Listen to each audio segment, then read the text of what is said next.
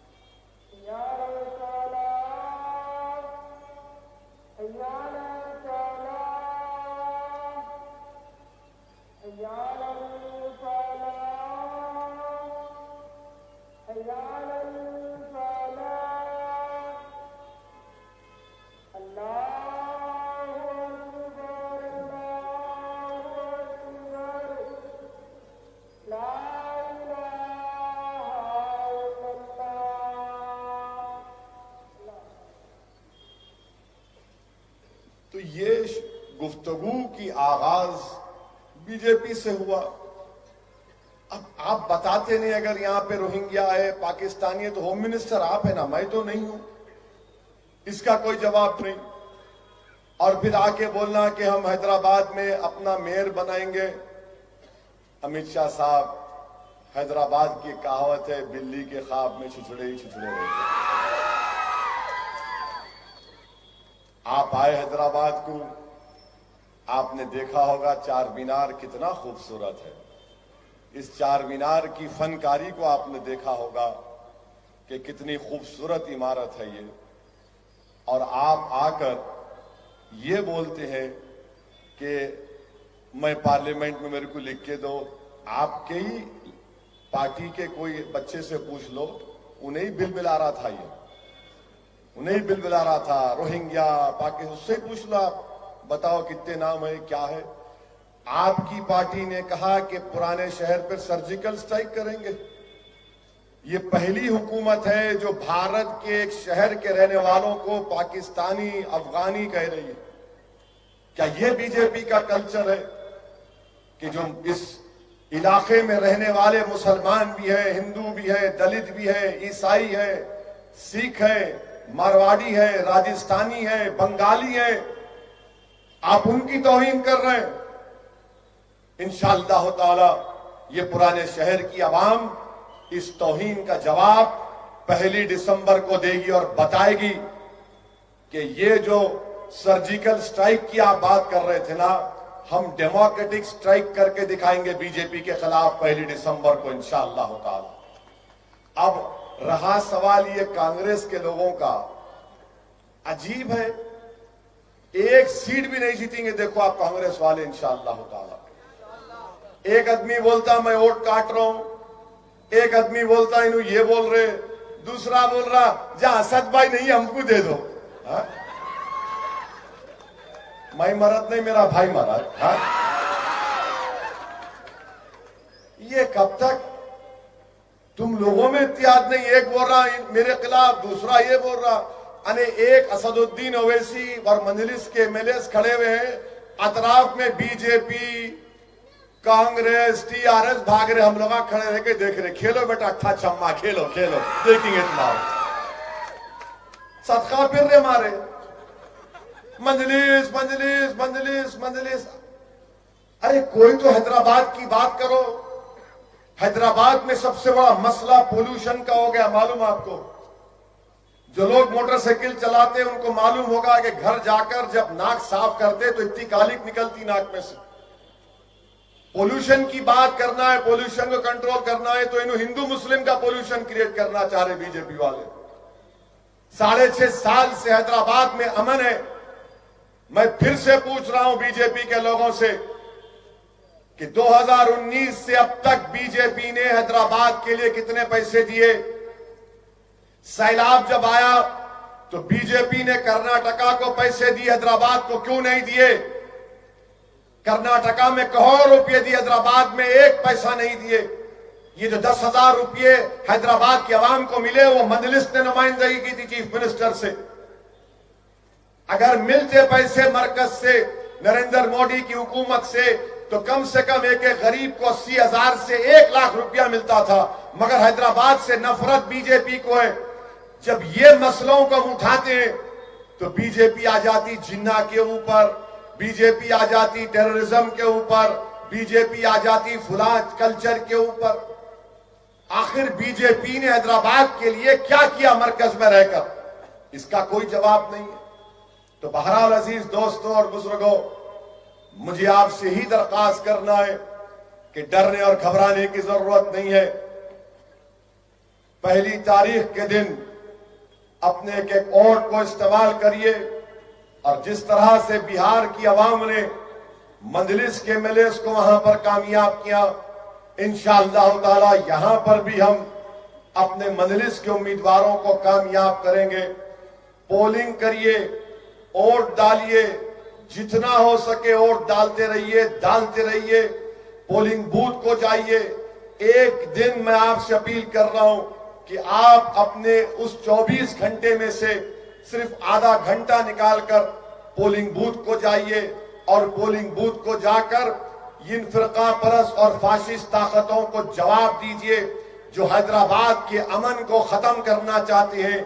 यहां पर वजीर दाखिला अमित शाह तो आए थे, मगर हाँ वो जवाब देने से कासिर रहे कि जब दिल्ली में फसाद हुआ था, एक वीडियो निकला था, 3 मुसलमान बच्चे रोड पर पड़े हुए थे, जिसमें से एक का नाम फैजान था।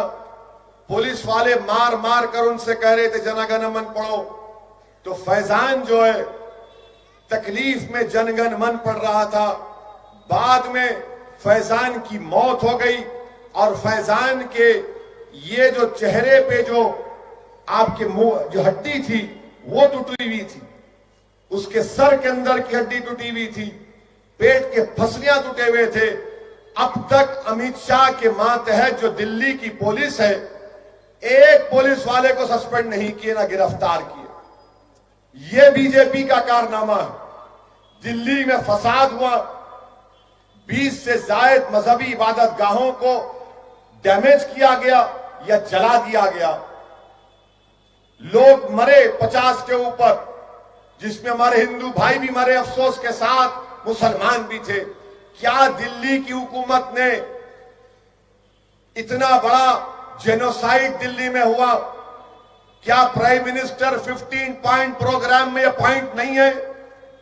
क्या होम मिनिस्ट्री के गाइडलाइंस में नहीं है कि जहां फसाद होता वहां पर सरकार जिसका घर जलता है, चाहे किसी मजहब का हो, जो मरता है, जो जख्मी होता है, उसको इमदाद देगी, कंपनसेशन देगी, एक्सग्रेशिया देगी? क्यों नहीं दिए बीजेपी की हुकूमत?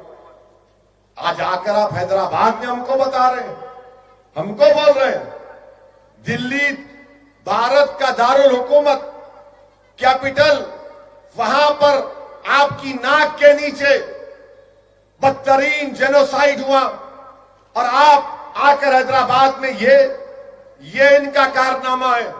और बिहार में बीजेपी जीती नहीं, ये बड़ा मेहनत कर लिए, वहां भी बिहार में किए थे। बिहार में 2019 के पार्लियामेंट के चुनाव के बाद बीजेपी 222 असेंबली सीट जीती थी। 1.5 साल में 75 सीट पर आ गए। 1.5 साल में मित्रों 75 सीट पर आ गए असेंबली की आप।